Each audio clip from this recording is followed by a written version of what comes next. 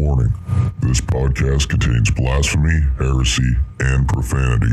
Proceed at your own risk. Don't say no prayers for me, 'cause I'm exactly where I want to be. Yeah, I'm a sinner through and through, and I'll be waiting in hell for you. This is Dan. This is Dylan. Welcome to Skeptical Satanists. And we're here with Joel Pearson. How are you doing, Joel? All right. I'm all the way over here in England, so our connection's probably going to have a little bit of lag, but I'm sure it'll be fine. I know that I've been watching your videos, and Dylan has been too, and you were a missionary kid growing up. Right? I was born in England, but then when I was 3, we moved to France so that my parents could learn French. So I went from 3 to 4 years old living in France, and then I went to Chad, just in the Sahara Desert, and then sort of went to various countries, schools, that sort of thing. So I lived in Chad, Cameroon, a little bit in Nigeria, a year in Kenya, and then came back to England to finish school, AS, which I guess is AP levels, AP in American. So, going around to all those places, did you really get to interact with the different cultures and stuff, or see how other religions might have believed, or did you ever make any connections with how basically how all religions are intermingled? Well, it was fairly interesting. We didn't wander too far away from our parents at the time. But we lived in Chad with mosques in N'Djamena, so you'd get woken up by the call to prayer at like 5 in the morning every day. Ooh, 4 in the morning only exists for me going to bed. Jeez. That sounds rough. Have you visited those places since you've moved away from them?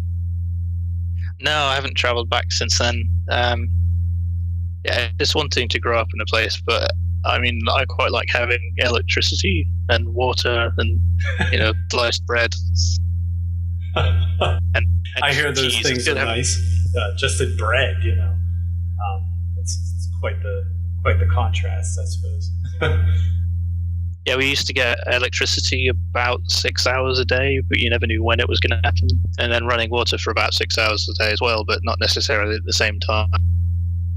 Oh, wow. Yeah. Was that a matter of rationing infrastructure or a lack thereof? It's just to do with funding and strikes from the oil drivers, like the truck drivers as well, because being landlocked, they ship things in on trucks most of the time. And then between low pay, high corruption, taxes and everything, it meant that they couldn't afford to keep the generators running 24/7. So you get what you get. And then we'd have things like solar panels and UPSs for any actual work. But obviously, as kids, we didn't have the authority to use them whenever we wanted. So we just got what we got. Wow, that's crazy. So you say 6 hours. I mean, is that 6 hours all at once a day, or is that broken up throughout the day for water? Sometimes all at once. It's broken up. It's kind of an average. So did you guys have to store water while you had it, and then kind of work that way? Yeah, we'd have like a few rain barrels, or barrels that you'd fill up when there was water, and then just use them later. So like if you had a shower, you just have a big tub of water, attach your shower hose to that. That's crazy. Dylan's shaking his head right now, like in disbelief. I'm just floored. Like that's insane. I don't know how you'd hold. If you're living in those conditions I mean, that sounds really extreme. Maybe to us because first world conditions, I suppose. But you just have to wonder how people living in those countries hold out hope, even with regards to maybe believing in a deity to keep their faith up. That's just still don't know how you'd overcome that. Knowing what I know now, I suppose that may sound spoiled of me, but still. I mean, if you don't know anything different, then that's just the way things have always been. So it doesn't really occur to you that you could have it any other way. Well said. Well said. So you've done a lot of studies on the mythology of Jesus, and I was curious about. I wanted you on to talk a little bit about if you knew the beginnings of Christianity and like the branching off from Judaism, and what influenced a lot of that at the time. I was curious if you had any. I know you've studied all this stuff pretty extensively, or it's definitely seems like you have. Well, I wouldn't say extensively, because obviously, degrees in it. I don't have any degrees at all in relevant fields.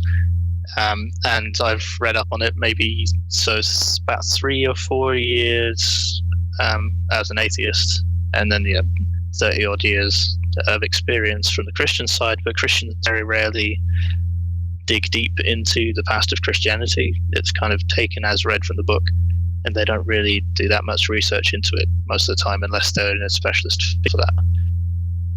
So I've only read a small fraction of the writing there is on the subject. But yeah, from what I can see, Christianity is basically a sect of Judaism that became, it branched off. So the Christianity we have today is not the original Christianity. The original Christianity would be that founded by Peter, James, and John. And then Paul came in and took his own spin on it, which was to take it out of Judea and put it into the diaspora Jews first, and then extending on once they were in the sect. And it's plausible that was already a thing before Paul came along, but what he did was took them over and opened them up to the Gentiles to say, rather than just Jews living outside of Judea, why don't we just have everyone? And that was the main feud between him and the sect still in Jerusalem. So yeah, you can see how it is a Jewish sect, but at the same time it became something more than that. It became Hellenized. Right. So did Zoroastrianism, did it come into play, in Judaism and Christianity, or in Christianity, or did it start with Judaism? So as I understand it, the Zoroastrian influence was on Judaism before Christianity. Christianity did pick up some more elements that were in the cultural zeitgeist at the time, but what was happening was, so the Hebrews were conquered by the Babylonians, I think, at the time, and then some of the Jews that were taken there to live in slaves and in captivity were released by Cyrus the Great. They came back to Israel at the time, and what they did was this cultural change with them. So they had these ideas that were Zoroastrian ideas, which started to get mixed into Judaism, because Judaism wasn't a monolith. It wasn't a single coherent religion. I mean, they had their own sacred texts, had disagreements, just like every other religion, many different sects, different disagreements, especially because they kept getting conquered by all these different other empires that were much more successful than them. So they had to work it into their theology to say, okay, why is our God not allowing us to defeat our enemies and conquer everyone? Which is pretty much what their history was. It was all written, and then we conquered these people and those people and those people because God did it for us. And then, of course, in their own day, they weren't seeing any of that. Their God wasn't actually helping them win. So they had to make it into things like spiritual victories instead. But what Christianity was able to do was bring in some of the more different aspects of Zoroastrianism. So most prominently, you've got Satan, because in the original scriptures, Satan was just he was an angel. He was a servant of Yahweh. He was basically like devil's advocate. He would argue like the advisor to the king, who deliberately took a position opposite to what the king wanted, just to make sure the king had thought things through properly. So that is the perfect guy to turn into the villain. It's like a grand vizier type. So you've got Satan doing, moving from being the friend of God, the angel of God, the servant of God, becomes the enemy of God. and that made sense to them. You've also got the fiery apocalypse concept, the idea of the world ending in fire and only the true believers being saved. You've also got the idea of hell, so it's kind of mixed in with the fiery apocalypse, the idea that unbelievers would all be burned for eternity. So did this? So you can see all this moving together. Yeah, the Canaanite god Vulcan. How does that? Is that just an alternative idea of how Christianity had been influenced, or Judaism had been influenced? Well, Baal just means Lord, so that is Yahweh. Baal is Yahweh. It's just their word for God, their word for Lord. It's actually the same one. Yeah, but Baal-zebul was the Lord on high. So in the Bible, they sort of twist it and turn it into Baal-zebul, which was the Lord of the Flies. So it's basically a pun. It's making fun of the Canaanite gods. But it's a generic term, Which so that could be any. I think the Canaanite one would be Marduk, if I recall correctly, or it might be a different one from that region. But yeah, so Baal is just a generic term for Lord God. Okay. Is there any connection between where they use Baal? I remember them mentioning that in the Bible. That name. Is there any connection between that? It depends on context. What they were talking about? It's like some god. So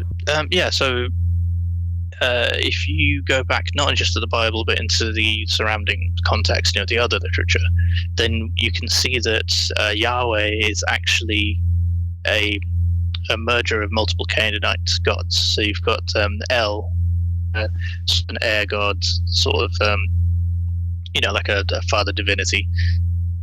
And originally you've got a pantheon as well, so you've got multiple gods, because right in the beginning of Genesis it's got a plural there, so it's a little leftover of the original creation story, which had multiple gods in it, and they were very influenced by Sumerian and Akkadian gods as well. But Yahweh was a volcano god. You've got in the Exodus the pillar of clouds during the day, pillar of steam and smoke, and at night was a pillar of fire. So therefore was this pillar of fire, smoke. It's really a volcano. And you've also got the fiery temper, the wrath, the earthquakes, and there's even a story, I think it's in the Exodus narrative, where the ground splits apart and people fall through into it. Yeah. So you've got this angry earth god, volcano god, and you've got this air god, El, which is, so spirit in the original context, spirit was just air, because when people breathed, that was air. They didn't know what air was. They didn't realize that that's a real tangible thing.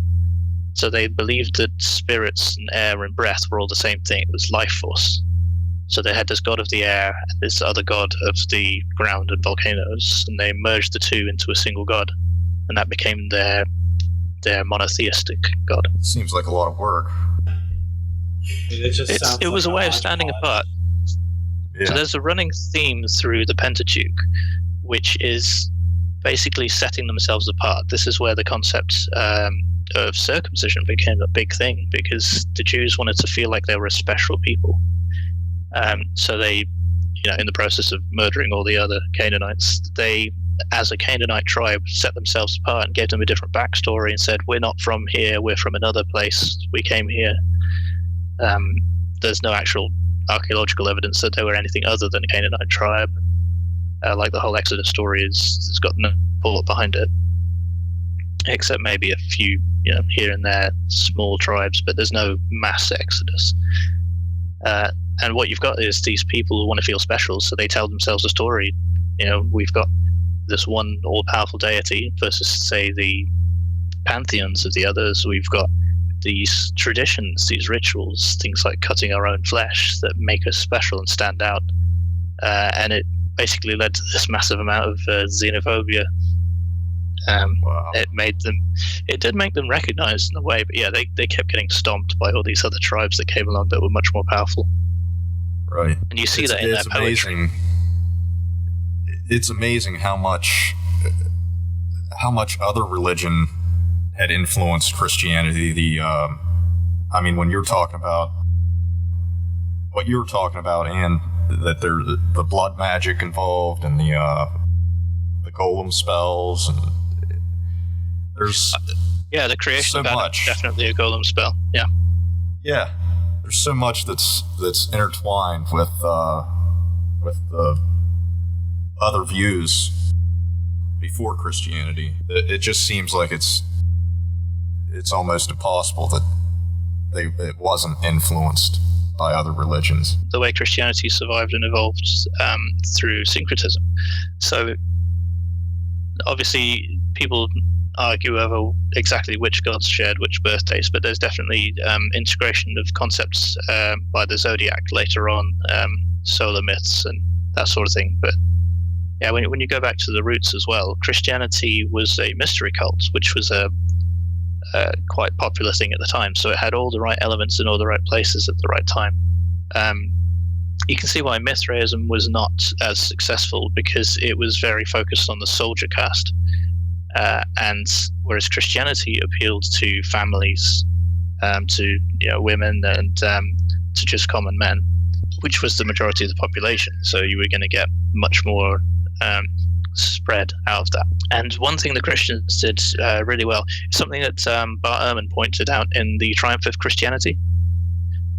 Christianity actually involved a social safety net, which was happening at the time. As the empire was under some serious political turmoil, there was assassination after assassination, constant civil wars, and they couldn't rely on the state to look after them.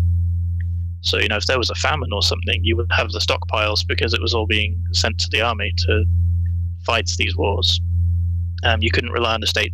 Any sort of pension style thing, any sort of medical care was unreliable. Whereas if you had this fictive kinship, this cult group that basically acted as if they were a family to each other, you could actually get support when you were down, get you back on your feet, and then support others. So you can see the appeal of this community. It's like when your government is falling apart and everything's turning to anarchy, you can turn to religion as an alternative. That makes sense, as a means of being able to sustain. You could, with what lifestyle is left. You could also see that in with the cargo cults as well. I don't know if you've heard of those or not, Dylan. No, the cargo cults. Never heard of them. Yeah, John from Tom Navy, basically the U.S. military staging off of these islands with these natives, and the natives had never seen anything like this. They thought they were gods, basically. But what would happen was they would drop supplies and lose them, or they'd have leftovers, or they'd share things with the locals. So the locals would have access to these supplies they'd never seen before, like just a dinner knife with steel that they couldn't make by themselves, anything like that. So what happened when the military finished their campaign and left, I think this was in the Polynesian area, what happened was, and this was brilliant because there were anthropologists when this was happening on those islands studying people. So these people started to make up stories about having visions of the god that would bring them back, this person who came in the first place, and they would make up, Tom From being Tom from the Navy, or John From, isn't it? And then Tom from the Navy. So these names are not real people. They're based on a general concept of what the people were like who were with them. And they believed that if they prayed and did the right propitiations, then these people would come back and bring this cargo with them again and make them wealthy again. And it started out with visions and like people leaning against poles with their heads and saying they were receiving signals beamed from the sky, because they didn't understand like radio and telephone, but they had seen them in use, so they had the concepts there, but they didn't understand anything about how it all worked. But 30 years later, you go back, which is what the anthropologists did, and it's gone from individual people having different disconnected visions and disagreements to like a unified cult with a single leader with scriptures and everything. Unbelievable. Like a cultural messiah, and it could be John the anthropologist who was a drunk in his hometown who, enjoyed cow tipping as a hobby. I don't know. That's amazing how the metamorphosis can occur just, really out of ignorance. And I don't say ignorance in a mean way. I simply say it as, a statement of... Yeah, the cargo cults are a fascinating example of how cults can just get off the ground and just fabricate a messiah out of thin air. That's just crazy to me. What sparked your interest in all of this? I mean, what really got you going, so to speak? Well, the cargo cults I first learned about by reading Richard Carrier's book on the historicity of Jesus. And the reason I was studying Jesus was because when I realized that Christianity isn't true, I was interested, well, who was this guy that I was following for 30 years of my life? So I wanted to find out more about him. And as I started digging, reading things like Lee Strobel's book and C.S. Lewis's book, and then starting to read actual historians instead, I started to realize there's barely anything of this Jesus here. So Bart Ehrman is a particularly good author as to the problems surrounding the Gospels and how they don't really connect back to a real Jesus that just links to like an oral tradition concept. So the people writing the Gospels had never met Jesus or met anyone who met Jesus. And the earliest account we have of Jesus is Paul. And Paul only knows Jesus from visions. So, we're getting just hearsay basically about Jesus. I wanted to study all of that stuff because I was like, well, why did I think I know what Jesus said? Why was all this told to me as if it was true when we don't actually have the slightest idea whether Jesus even existed? Yeah, hearsay of a vision doesn't seem like a very credible source.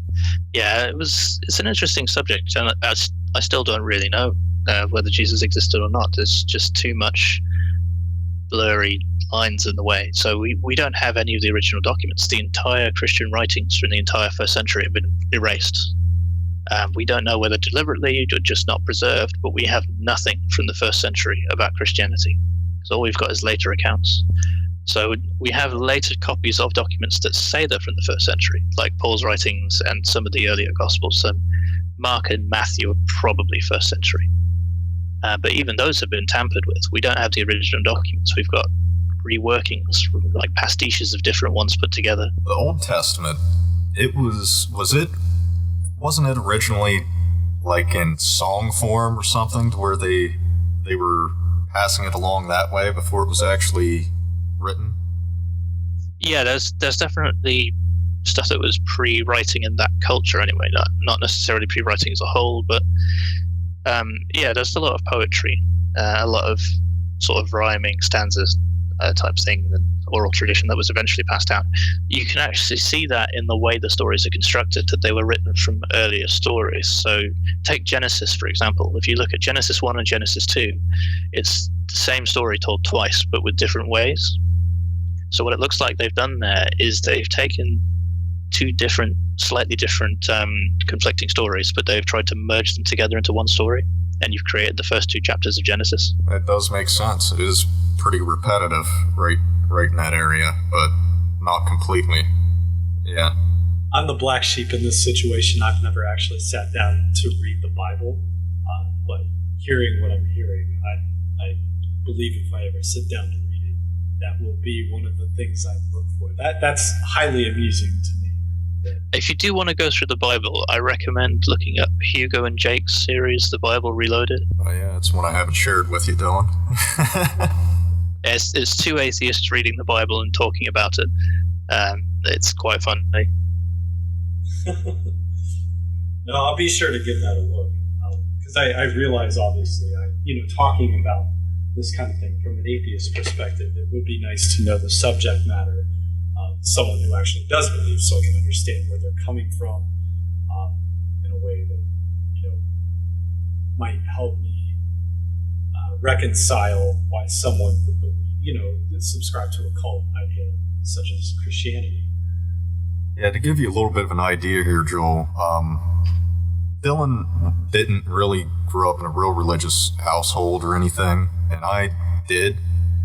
And we went to school together, and I actually tried to convert him when we were in school. I don't know if you remember that or not.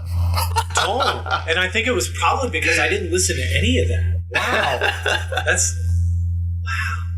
No, I had no idea. No, I never really understood faith in general. And maybe that kind of has leaked into other aspects of my life, but like I don't understand faith and the idea of believing in something that has no support that you can observe. I guess I've never understood it myself. I consider faith the same way that Peter Boghossian and Aaron Ra tend to think of it, which is that faith is pretending to know something you don't know. Yeah, That's a good way of putting it, because that's kind of how it appears to me from an outsider's point of view. Just the idea of believing in something or pretending to believe in something. It takes it takes quite a set of balls on you to. Well, I wouldn't say pretending to believe, because the person in this situation does genuinely believe it. It's that they're pretending to know it. Usually, you tend not to get much knowledge etymology in cults, so they don't really understand the line between belief and knowledge.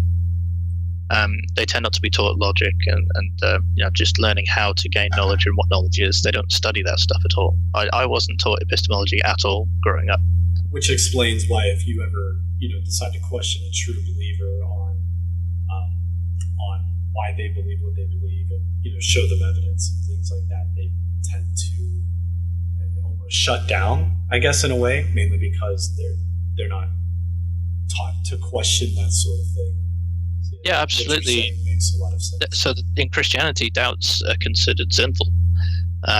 If you're doubting, it means you don't have enough faith. And faith is, of course, something that they consider to be a virtue, which is why you get the backfire effect. So and that's not just religion, but in general, if someone believes something that's false and you give them evidence that they are wrong, then there's a sort of embarrassment there, an urge to deny it. And if it's someone who isn't critically trained, then they may fall for that urge, and to save their hurt feelings, they'll just double down on their belief and refuse to believe the new evidence that they've got. That makes a lot of sense. That reminds me of something I read years ago, not really anything based on logic or whatnot, but it was just a line of reasoning where a lot of people, for example, I know obviously over there you guys are more into soccer or football, but American football, a lot of people get really upset if you criticize their favorite team, and it's just the line of reasoning that was being argued in this article was, do you own that team? Is it your team only?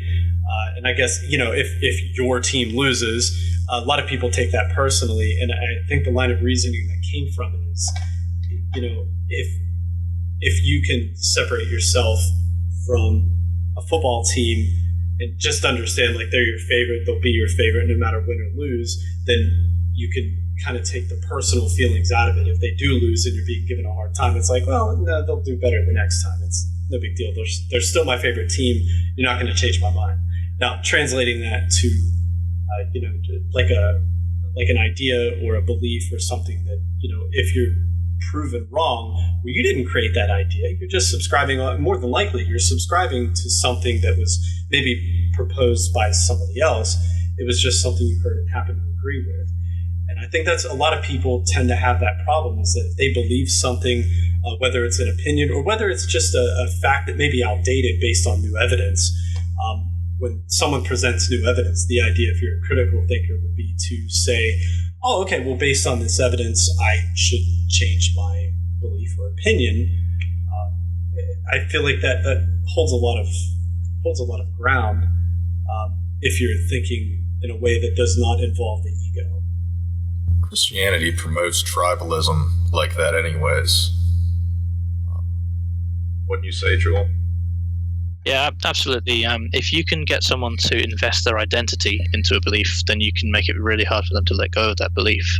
And it's something that religions do, actually, is cause people to sacrifice for that belief. It's the sunk cost fallacy, the idea that, say you've been fasting or being yourself or whatever it is, so giving loads of money. If you then realize that you've done that in vain, that's a really bad feeling, and people will try and avoid feeling that way. So religions, you would think, why would someone join a religion if they have to sacrifice so much time and money to it? It's part of the strength of religions that they make people sacrifice, because if you sacrifice to something, you don't want it to be wrong.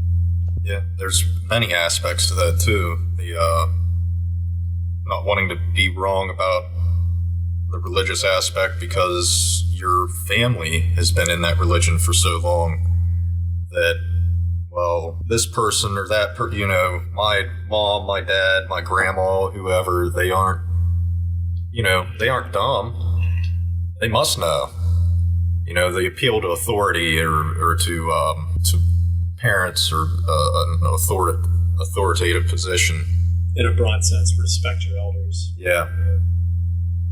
Yeah, absolutely. There's the social ties aspect. In fact, that was a moment of insight in the Tiger King documentary when one of the people interviewed in it said there was no cages or locks holding them back. It was 100 social ties that stopped them from walking away. That's what trapped them in the cult. Well, here I've been seeing all these memes about the Tiger King and never realized that there was some social or some philosophical depth to it. Well, it's an attention-grabbing thing, but yeah, it's some pretty dark, serious stuff going on in that. Pastor whose only skill is their family is there, all their friends are there, their income comes from the church. They get trapped. So if you have a pastor who doesn't believe in a God anymore, but still has to preach because they've got no other livelihood, there is a foundation, the name of which I've temporarily forgotten, but there is a support network for that, for pastors who can't escape from church. Speaking of which, speaking of you leaving the church like that, I mean, did that have some devastating consequences regarding your safety net, so to speak, right? Like your social connections, your support system in general. How did that affect you? I would say I sort of more slowly had made friends outside the church before that, so it wasn't too bad. The clergy project, that's what I was trying to think of. Anyway, so I had a bunch of friends from work that I played D&D with, which was great because they were my social connection outside of the church, really. They were the only people that I met with that weren't Christians or associated with the church. So they became sort of my closest friends after leaving the church. Most of the people from the church didn't really contact me after I walked out. And my whole family is religious pretty much as well, so I still talk to them, but we don't talk about religion. They don't try to avoid you. Like, they still actively seek you out to talk to you, check on how you're doing and things like that. Yeah, in family sense. So we had like an initial conversation and then we sort of dropped it after that. But yeah, we did social conversations and stuff like that. There was no family disowning or anything like that, which I know happens a lot with, say, Jehovah's Witnesses, or some cults do tend to ostracize members who leave. Yeah, Scientology. I believe is guilty of that as well, if I'm not mistaken. Yeah, the church in England is fairly benign as churches go, I think. It doesn't have the same sort of enthusiasm as the former churches. I mean, a few hundred years ago, yeah, they'd probably burn you at the stake for leaving, but gone past that point now. In many ways, England is a post-Christian nation. Oh, okay. Obviously, I'm asking these questions. They might seem fairly obvious. Not being around that sort of thing most of my life. This is all, it sounds weird, but this is all fairly new to me. So you'll have to forgive, like, if something seems a little,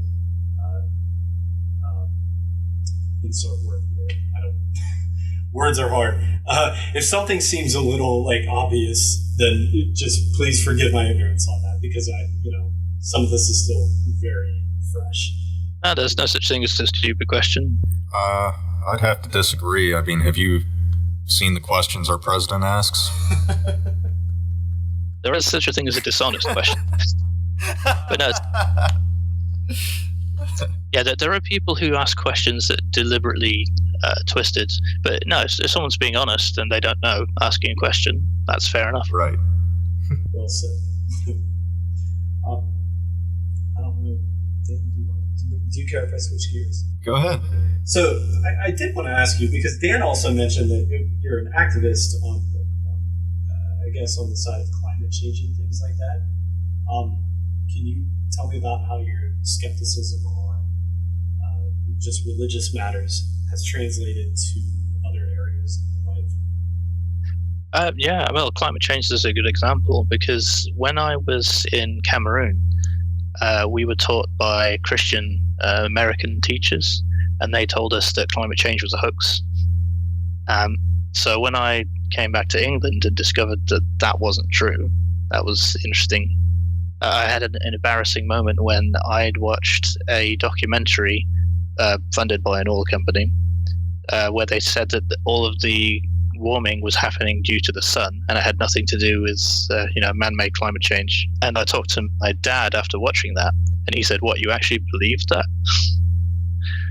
So that sort of made me step back and think, wait, maybe I should check these facts. And then, of course, I realized that climate change is real, because when you go and study the actual science and not like propaganda documentaries, then yeah, that's undeniable. I mean, you could do experiments in your own house to prove it. So, the way that infrared and ultraviolet react in different ways, and greenhouse gases will reflect one kind of light but not another. So this is all just facts and science, and it can easily be tested. So the only way you could really deny climate change is if you had some sort of agenda, or if you've been lied to by someone else. So yeah, I wouldn't say I'm an activist on it, but I do try and learn the science and educate other people on it as well when I can, because it is something that's probably the greatest threat that we have right now. So we've got obviously the pandemic going on, where we have to be really careful, because it can kill millions of people if we're not keeping it under control. But climate change is a much greater threat to humanity as a whole, and to all the other species on the planet, really. And that's something that's not just in the future in 2050 or in 2100. That's something hitting us right now. We're hitting record-breaking amounts of hurricanes, crazy weather patterns, record-breaking heat waves, massive forest fires all around the world, and a lot of it doesn't really get reported in the news.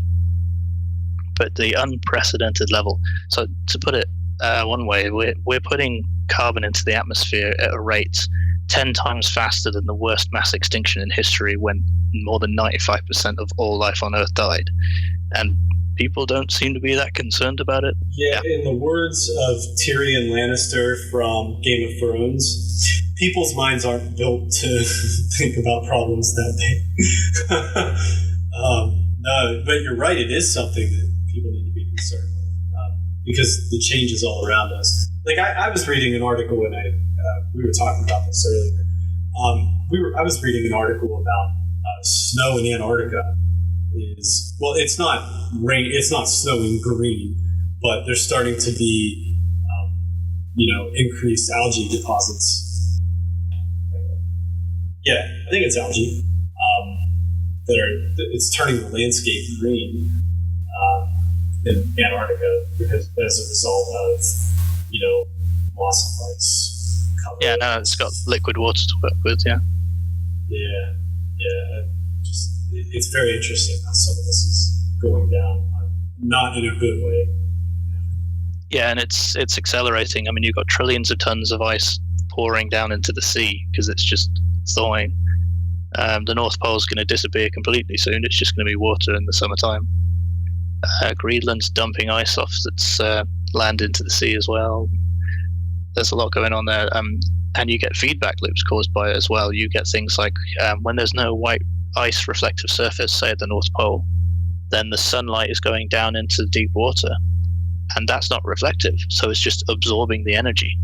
Normally the sunlight bounces off the snow and the ice and goes straight back out, but you get nothing but water there. It's just the deep blue. It just starts soaking up all that energy, and that heats the planet even faster. The issue.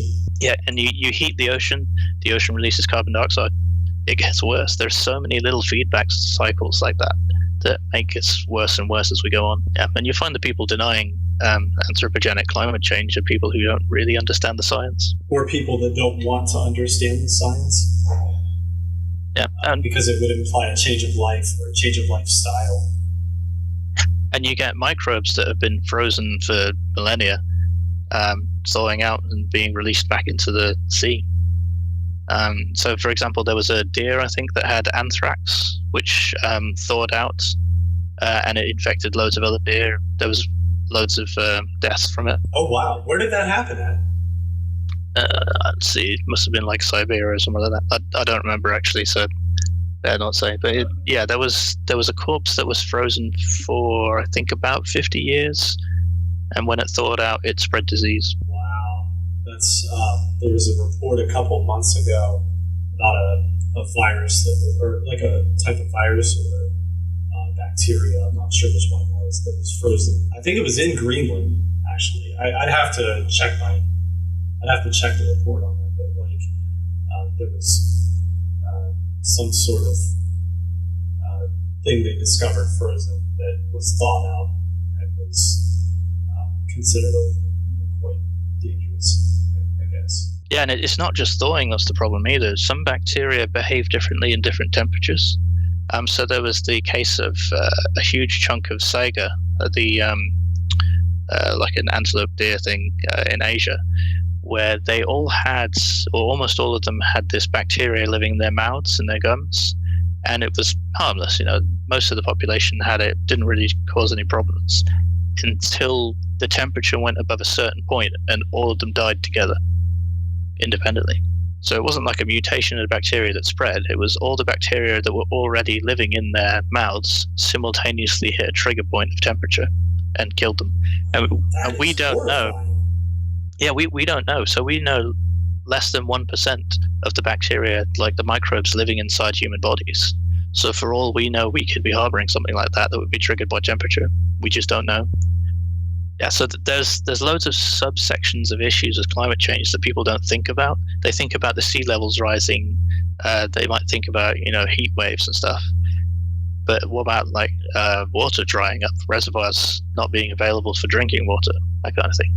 There's so many other things that are issues, like dust storms that can just take your skin off, and it causes more cold weather as well. Because what you get when you put energy into a climate system is you get more extremes. So you'll get stronger storms. You'll get more rapid temperature drops as well. So it's not just about the heat. You'll also get extreme cold snaps. Weren't you saying that we're already overdue for an ice age? We are technically in an ice age now. So an ice age is when there is ice at the poles, even in summertime. So the fact that we're coming out of an ice age at this unprecedented rate is even worse. I mean, maybe you could say the Earth is warming because we're not in an ice age or something like that. But nope, we're in an ice age, and we're getting ourselves out of an ice age unnaturally. And for like people who don't believe that greenhouse gases can cause the planet to warm up, have you seen the temperature on Venus?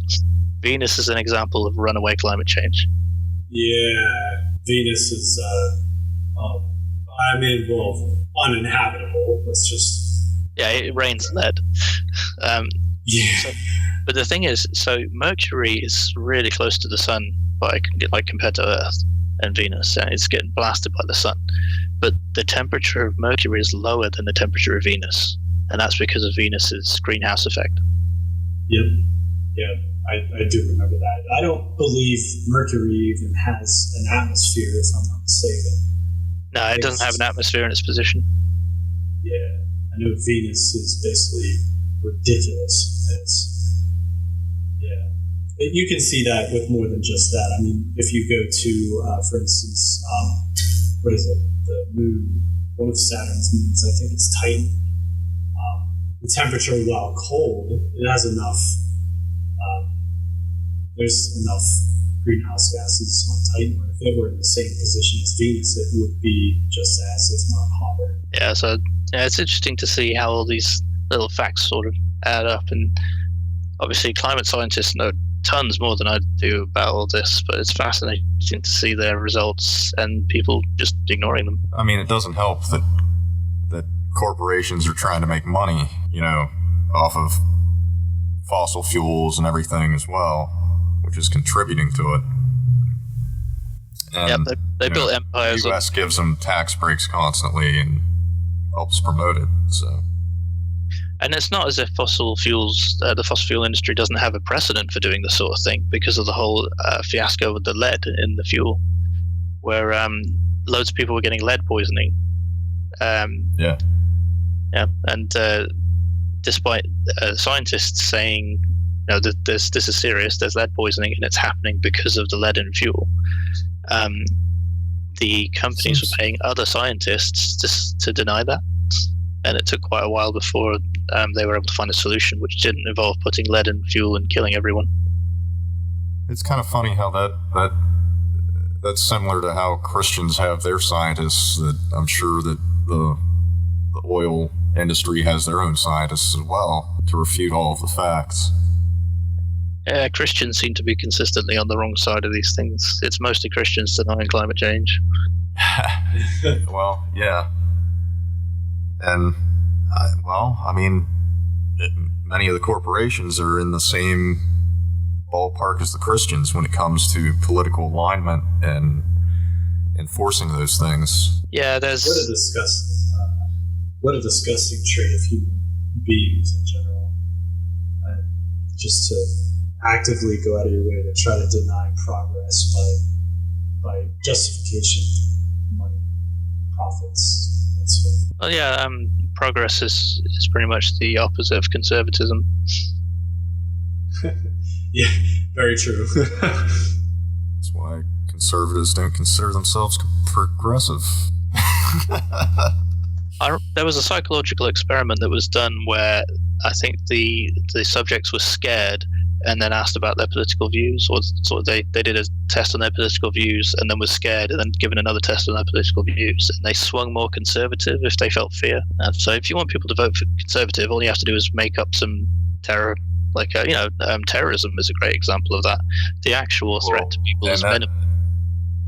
Well, and I was telling Dylan this, that it seems like there's a religious revival every time there's something like that happens here. And throughout history, it seems like that's kind of what happens. There's these little religious revivals to try to comfort people or whatever, and it ends up adding to all of the problems. Yeah, fear is the most powerful emotion.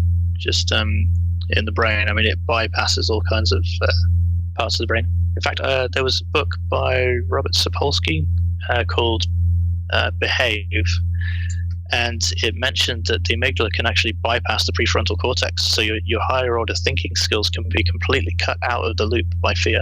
What was the author's name again, if you don't mind me asking? Robert Sapolsky. He's done a few TED Talks as well, but his book is just called Behave, and it is about it's a really well written way of doing it, because it shows the milliseconds before a decision is made, and then it goes back to the seconds before, the minutes before, and the hours before, and it keeps going back until evolutionary history before, and it shows all these little things that add up to the decision that you make, saying, in the sense that of determinism, where you would say, well, someone made a specific decision because of the factors around them, because of their genes, because of everything in their environment. So you can actually get a pretty good prediction on how someone's going to behave in advance if you know all the details about them. It goes into the neurology, the brain chemistry, and how it all works. And yeah, very detailed book, lots of interesting studies. Like oxytocin. So oxytocin is often known as the love hormone. And what it does is when you give people oxytocin, they feel closer to each other. Your body produces oxytocin when you're in love and you're bonding with someone in a family sort of way. But what it also does, and they're like, oh, well, why don't we just give people oxytocin and it'll make the whole world love each other? Nope, it also makes you more racist. Because when you're bonding with an in-group, it takes you further away from an out-group. So every time you feel closer to some people, it makes you feel further away from, everyone else, anyone in the category of other. Yeah, there's no simple answer when it comes to all these hormones and your brain chemistry, because there's whole cycles and feedback loops and side effects of everything. We have a lot to do with the previous mental health state of the person as well. Religion would tend to muddy those waters as well. Yeah. So what religion does is it creates new in-groups and out-groups. And like we said before, with fear, fear is very much a component of religion. Obviously, the Christianity in particular talks about fearing God. They're trying to instill a fear of hell into people as well. It overrides a reason. In the same way that the God of the Gaps approach is about overriding reason by saying, if you don't know, use the fear of the unknown and say it's God. So, it's all very fear-based. Again, had you learned about evolution growing up? Oh yeah, it was evolution that first got me out of religion, really.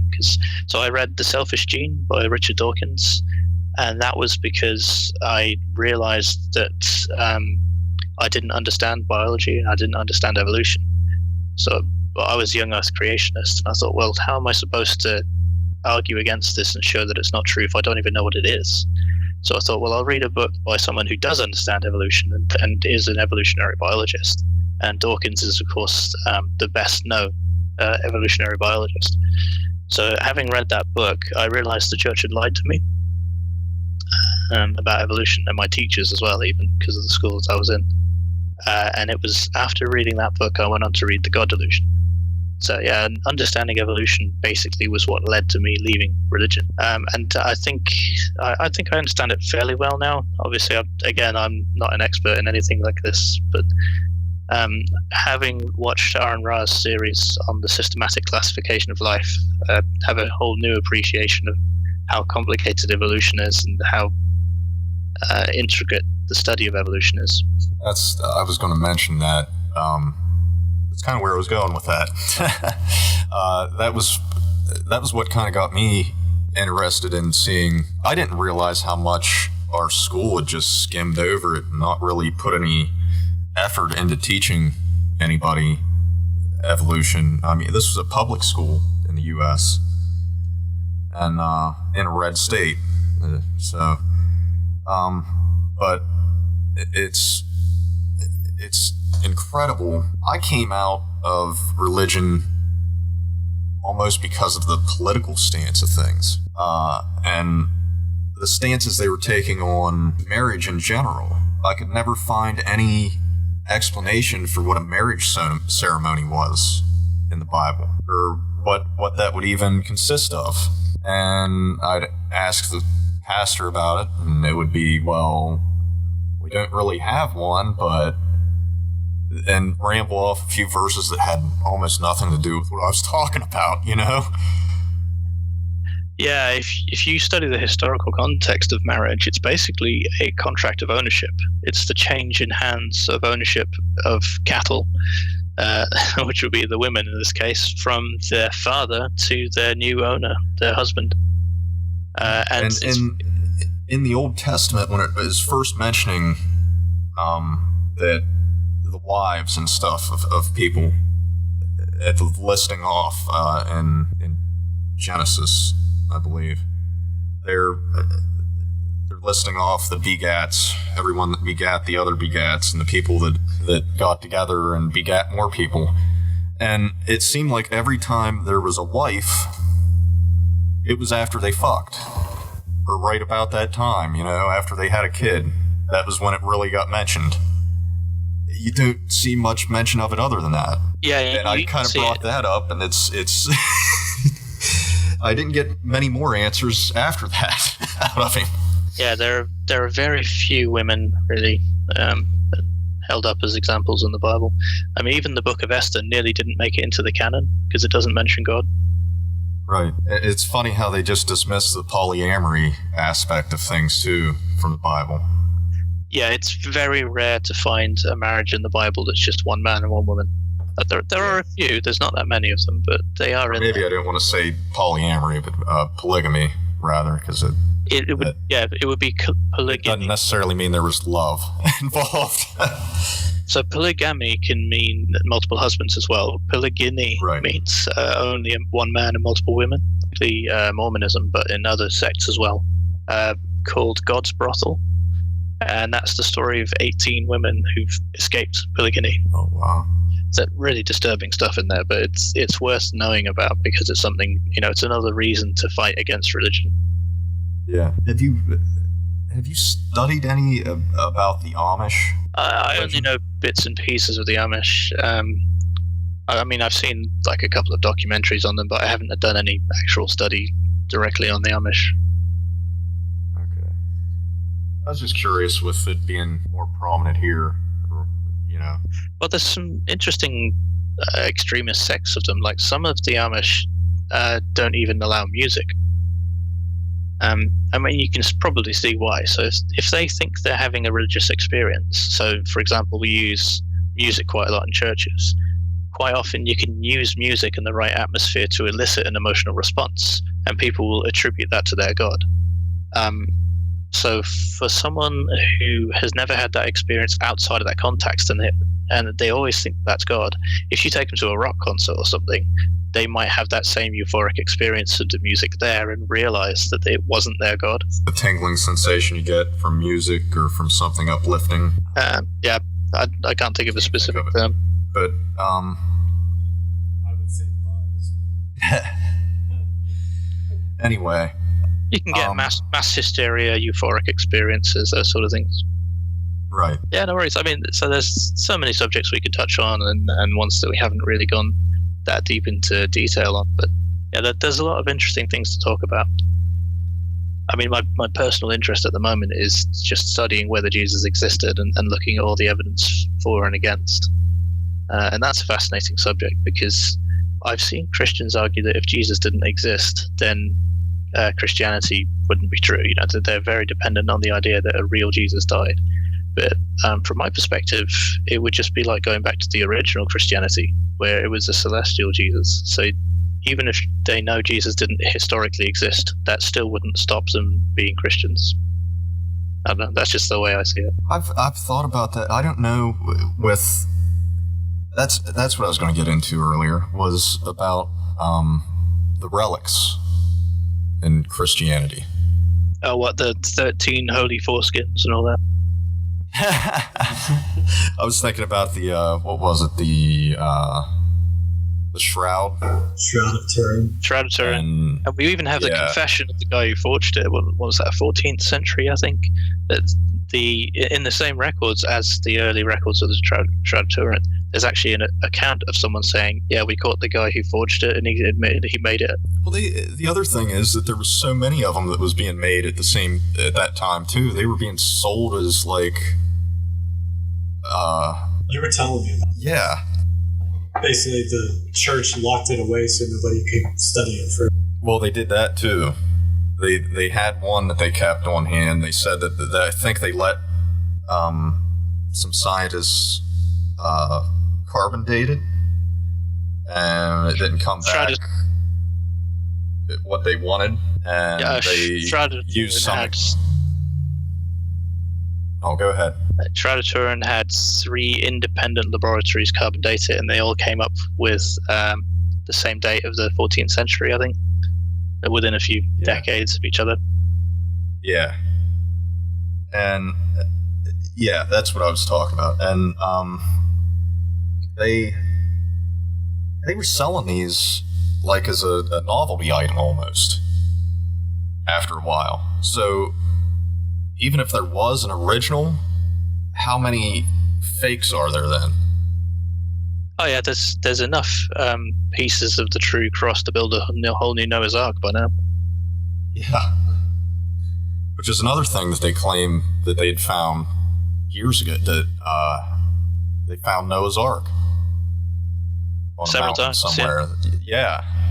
And there was a documentary by Christian documentary makers, and they went to a guy and said, can you make a piece of wood look like it's really old and from an ark? And the guy who did it was an atheist. So he went, yeah, all right, I'll make you one. And they just went and told everyone that he'd made a fake piece of the ark, and they showed it on this documentary as if it was real. Wow. There's loads of other stuff like that. They do have their own little people that go out looking for artifacts and stuff, and then label it as whatever they want.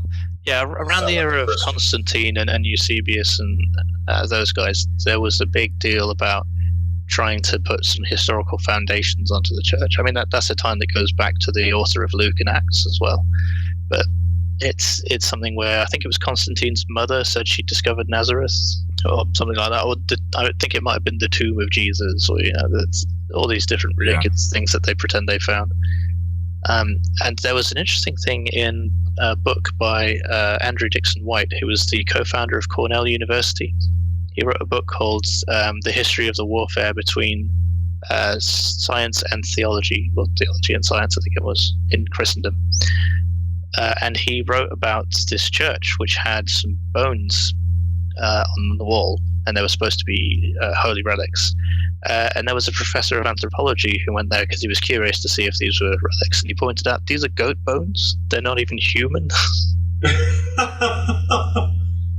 What's interesting was that the church that had them got loads more money because they had loads more pilgrims coming through there. And there was a church just a couple of blocks away, which had, I think they said something like 100 virgins who were martyred for the faith. And at the same time, the graveyard of that church was mysteriously dug up and lots of graves were disturbed. So you mentioned Constantine. What's your thoughts on the meeting of Nicaea?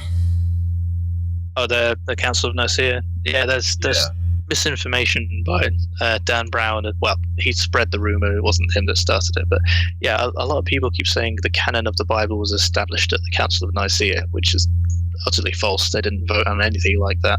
I mean, technically, the canon of the Bible still hasn't been established. You've still got varieties. I mean, the Catholics have got books that the Protestants don't, and then you've got the Ethiopian Church, and you've got the Greek Orthodox Church and Eastern Orthodox Church. They've all got varieties of different pieces of books, and even the Protestants don't all have the same Bible, because some are using the King James Version, which has got forgeries in it that aren't in later versions. It's just a whole mess, and I think almost every Bible published has got definite forgeries in, things that we know aren't originally in the Bible, like the story of the woman taken in adultery, where Jesus said, let he who's without sin cast the first stone. That was not in the original version of John. So it's your take on it that this wasn't actually decided as a whole, like at the council, but it was... No, I think the canon we have now was first recorded by Athanasius, I think.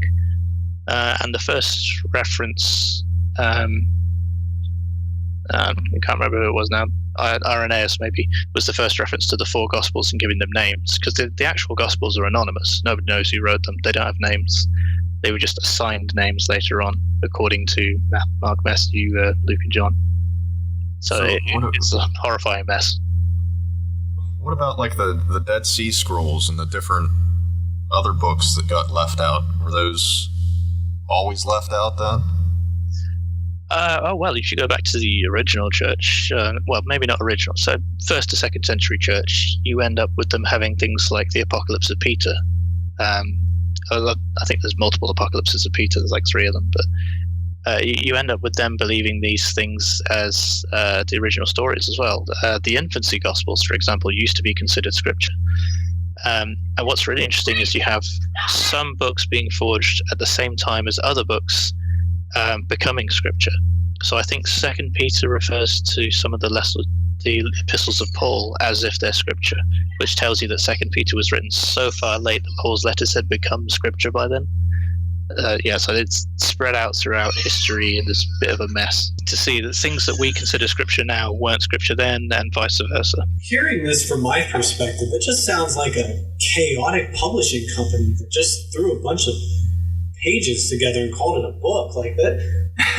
That's just bizarre to me. That is so crazy how...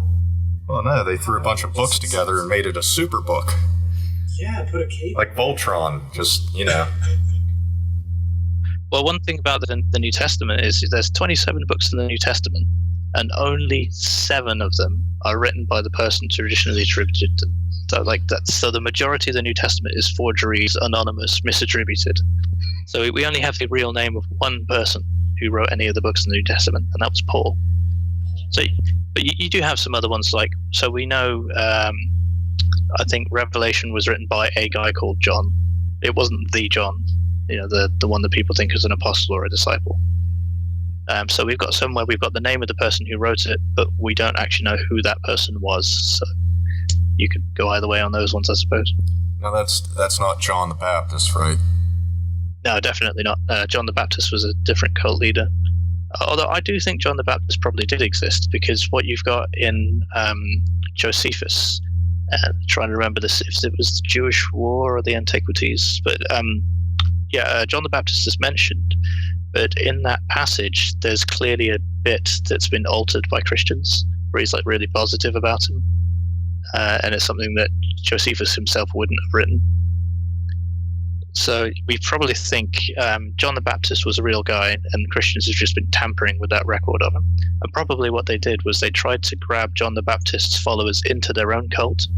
So to do that, you've got Mark having Jesus baptized by John the Baptist in a way of saying, look, let's join our two cults together. Motivations, like if you look at the context in which these things were written and think about what the authors were trying to do at the time, it's fascinating to see why they've made certain decisions. Like in Mark, for example, there's a section in Mark 4 where Jesus says, do not tell anyone else about me. Don't tell anyone the gospel, because they might be saved, and we don't want that. That's something Christians don't know about usually. It's funny how Jesus never... Is there one gospel where he made a claim to be God? It's debatable, because there is a bit when he says in John, I am the Father of one, and there's another sort of veiled reference as well. Of course, for every interpolation we found, every time we found a forgery in the Bible, there's probably a dozen we haven't found. So for all we know, maybe that wasn't in the original. We just don't know. Well, it seems like every time, whenever Jesus got asked if he was God, he never directly answered it. It was always some shifty type of sentencing, the sentence structure that they had with it. It depends which Jesus, because Mark's Jesus is very secretive. He was a sort of a mystery cult guy, and he was more to do with keeping it secret, making sure the messages are all encoded. But John's Jesus was so overt in his claims that he would have been stoned straight away. So yeah, I guess it depends which Jesus you're talking about, because there's at least 5 different Jesuses. You've got Paul's Jesus, and then each of the Gospels is a completely different Jesus. Well, so there's that at least Old Testament 5. Jesus that was briefly mentioned. 50 Shades of Jesus. Yeah, and of course you've got all the non-canonical stuff. I mean, there's something like over 40 Gospels that we know of, and I'm sure there were many more that have been lost through time. Sorry, prophecy Jesus, that might be a better explanation of what I'm saying. Yeah, all the different Jesuses. I think in Missionary it actually says under the definition Jesuses that religious people may be offended by this word. Can you imagine when Christians go to heaven, which Jesus will they talk to first? And then of course you got white Jesus, black Jesus, Asian Jesus. There's a scene in American Gods by Neil Gaiman. It's on Amazon Prime. And there's a scene when there's a bunch of different gods all together at a party for the goddess Easter. And there's tons of Jesuses there, like all these different races of Jesus. Every region has its local Jesus.